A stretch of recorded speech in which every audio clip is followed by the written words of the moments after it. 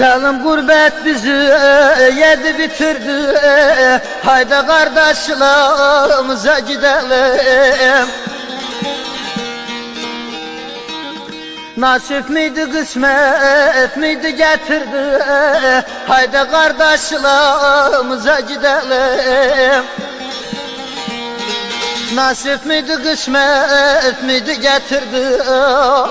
Haydi Mehmet sılamıza gidelim. Gel de gidelim kardeş gidelim. Ne olur gidelim.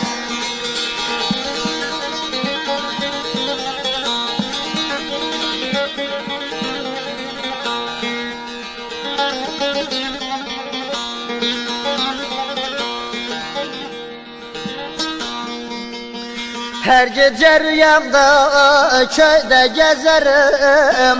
Ekmeğime yoğurt kaymak ezerim.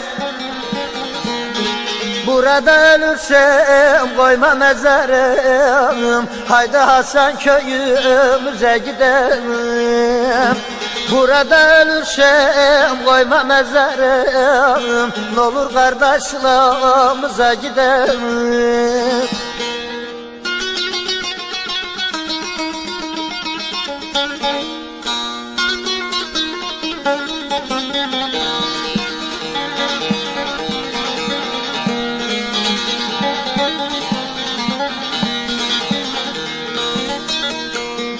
Bizim elin açtı çiçek çimeni. Allah ekber dağın kalktı dumanı. Tarlalar yetişti biçme zamanı. Haydi kardeşlerimize gidelim. Tarlalar yetişti biçme zamanı. Haydi kardeşlerimize gidelim.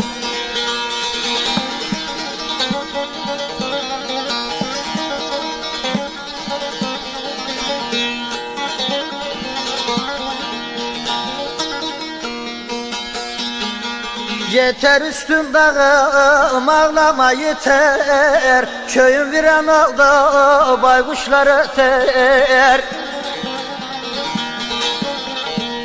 Konu komşu hepsi burnumda tüter. Haydi kardeşlerimize gidelim. Konu komşu hepsi burnumda tüter. N'olur Mehmet sılamıza gidelim. Gel de gidelim kardeş gidelim. Hasan köye gidelim.